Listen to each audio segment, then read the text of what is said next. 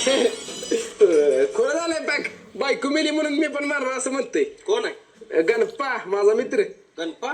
गणपा नावाचा तुझा कोण मित्र आहे? मित्र असं ऐकलेलं नाही. नवीन नवीन मित्र झाला आता युवा. काय करताय रे? काय नाही बापू बोला की. माझा तुपातला शिरा कुठं आहे? अजून दिला नाही मला. देतो देतो झाला तयार. हा. परसू व्यायाम केलास का? याला की बापू किती जोर मारलेस? 250. 250. माकडा गंडवतीस होय मला. हा 100 जोर मारलं की तोंडाला फेस येतो तुझ्या आणि 250 मारलं म्हणला. ठीक आहे बापू. हा शाबास.